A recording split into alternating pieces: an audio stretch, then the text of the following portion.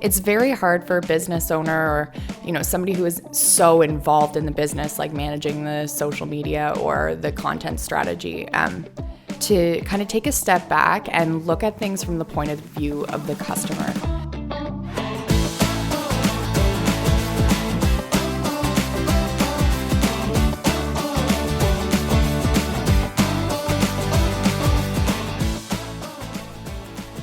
So last week we talked about overcoming those different sales objections when selling. Today we're going to kind of flip the gears here and talk about more of how to leverage education in your content, which is absolutely the right way to go. Wouldn't you agree? Absolutely. Definitely. Especially nowadays where there's resources everywhere you look. People can look up YouTube, videos, blogs, anything. You need to be certain that you're adding value to your customers and your viewers' lives with your content. Otherwise, it's essentially useless. So yeah, I mean, people are not going online to look you up. They're going online to find a solution to a problem, right? So if you can put content out there that is providing that solution, video, blogs, whatever it is, you're going to get recognized. So, and that's really when it comes down to trying to come up in search, is trying to leverage your headlines that way, your video titles, your thumbnails to really kind of stand out, to be like, oh, this is, I think, a solution to what I'm looking for. Yeah, exactly. And it all comes down to that value, how you're going to give them value with your content. Because so many people, their strategy is just making sure that they're posting once a day or, hitting that benchmark of posts. But it really needs to be about the value. And I think a misconception too is that there's different ways to educate. So it's not necessarily all education about your product. That's one kind of area, like brand specific. So that's like product info and features and how to use your product. But there's also like practical. So that's your how-tos and your tutorials, and that can be something that's not directly relevant to your product or your brand, but more so to the pain point of the customer. And then there's also the theoretical. So that's more so your subject expertise and industry knowledge or news that you want to share. So educational in that sense. For sure. I mean, there's a lot of people searching YouTube on how to fix problems around the house. And if you're looking for how to fix a plumbing problem or electrical issue, most of the people that are actually doing those videos are electricians or plumbers, or even, supply companies or big hardware stores are putting out this educational content. Right. Yeah, definitely. And, in that sense, you're also establishing your expertise. So it's building that social proof and the trust and the confidence in you as a for your offer. So, it really does have an impact on your selling. It's just not the in your face kind of selling. It's indirect, right? Yeah. So I guess how do we go about this, right? So if you're listening and you're like, okay, well, this all makes sense. This is great. I do this type of business. How do I even start to think of what kind of content to create, and how do I do that? How does that all begin? Well, I think as with anything, it starts with research, right? If you don't know what your audience wants to learn or what their interests are, or, what's the purpose of them even following you, then you're not really going to get far with what you're educating them on. You need to really do a deep dive. That can even be primary research that you're doing yourself, gathering surveys. And I mean, social media has made it super easy to do that. There's interactive components on Facebook and Instagram stories that people can just answer what they want to learn about. So it really is simple, doing those Q&As and surveys to gather that information and insight on what your competition is doing as well, and what they aren't doing, and just what exactly it is that your audience is misinformed about, or what they just have an interest in and want to learn. And figure out those search phrases or how do I do this, right? Those how-to searches are really, really great. And just put yourself in, behind their keyboard and start to do those searches and see, are there videos out there? Are there blogs? Start to consume them. Like what is this content that is already existing, that's there? And when you look at that, is like, if it's oversaturated, you got to look at, am I just kind of just saying the same thing? How can I put a spin on it? Or, if it's something that's really truly a problem in your business that your clients are coming to you for, and there's no content out there, you're really going to kind of hit that as like the main person because there's nobody else doing it. Mm-hmm, exactly. And speaking on that too, we just recently, you shared with me a spreadsheet that has all of the, like how to or top searches that you want to be ranking for. And I think sometimes it can be overwhelming thinking like, well, I'm going to have to go look into this every single time I want to post. But, doing that work ahead of time, that research ahead of time, having that list to refer back to, planning ahead, is really what's going to help you. And it's also going to be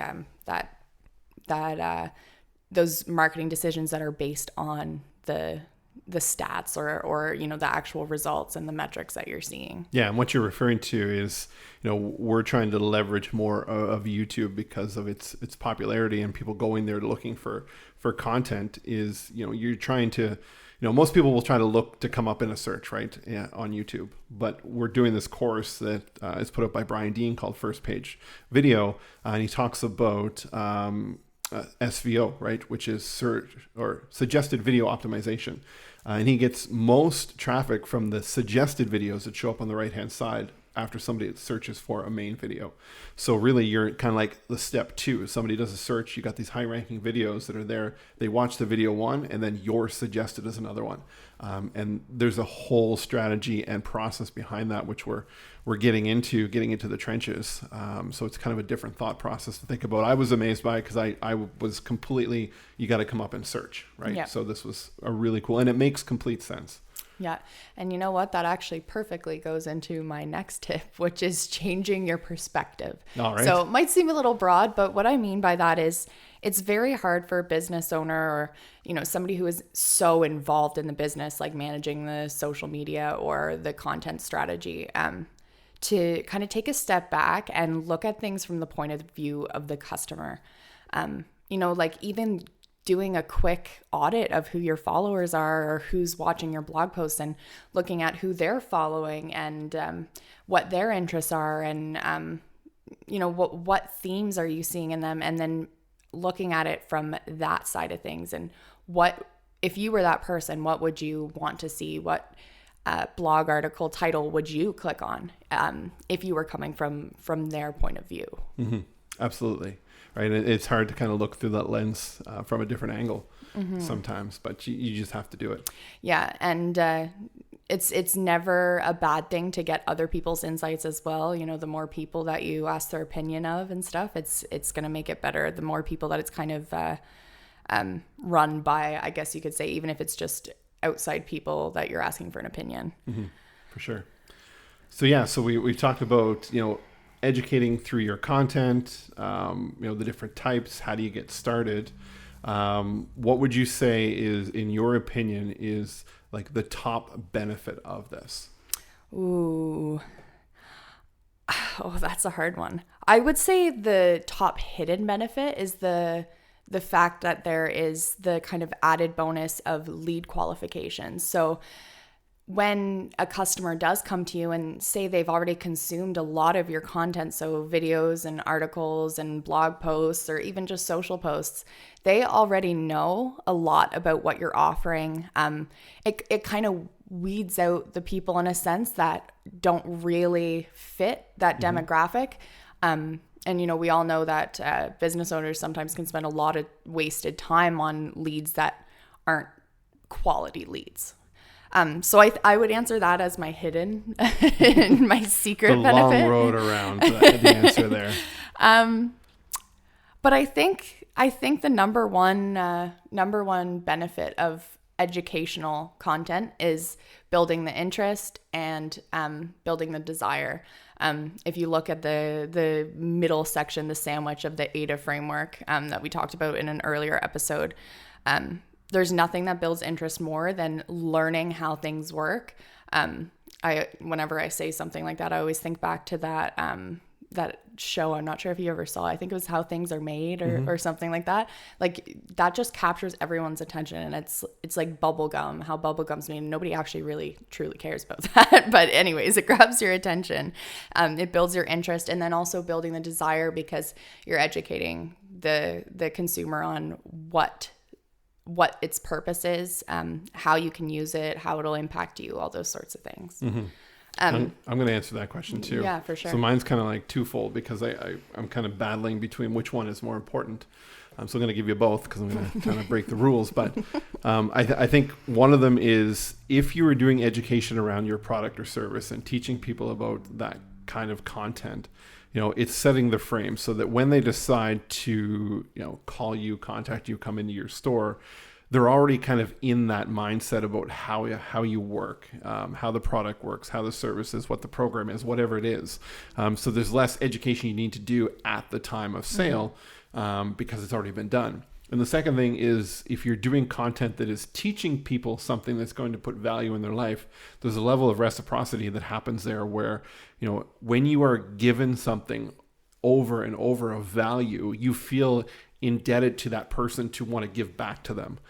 So when you think of, let's say, a local plumber who's putting out all these videos on how to fix leaky taps and things like that, and suddenly you want to put in a new bathroom, who are you going to think of? Who's top of mind? You're going to want to call the one who has been in your mind, helping you along the way, versus the 5 others that are in the area, right? So it's not necessarily you're giving content in that situation to try to make the sale, because the sale may come later, not as a direct result of it. Exactly. Yeah. Like really focusing on building that base relationship, the trust-based relationship, and then just counting on, the process after that. If you're confident in your product or service and a customer trusts you, then, nothing, only good things can really, really come of that. Perfect. And you got something else? Oh, I have a question for you, actually. Okay.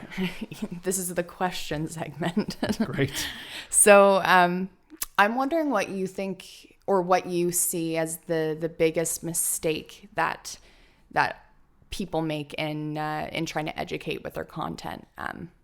What do they do wrong, or what even in their content strategy are they not including that should be included? I think the biggest thing is they still haven't given up the concept of not trying to sell.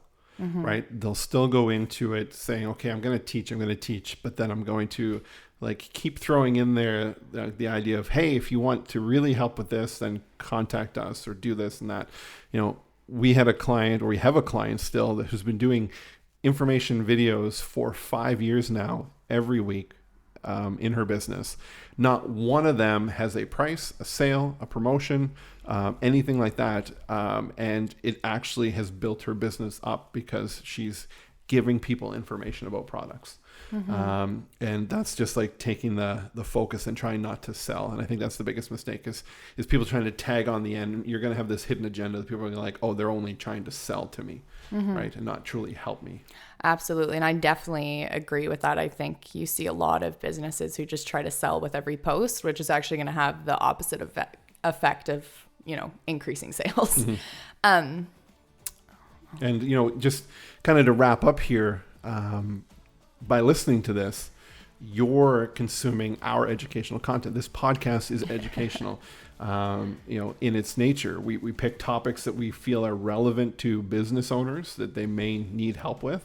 And we're not going to hit the mark every time. Maybe an episode where you're like, that doesn't appeal to me or is not part of my business, but we're trying to just get a broad scope of everything that's there. So podcasts are a great form of that. Blogs are a great form of that. YouTube videos are a great form of that. Pretty much most content that you see coming out is that way. If you're going to somebody's YouTube channel and it's just commercials, they haven't gotten the memo yet. Yeah. So I guess my closing remarks to this is look at your content. Is there educational value in it? If there isn't, then try to get it in there. And if you haven't done any content, start with that.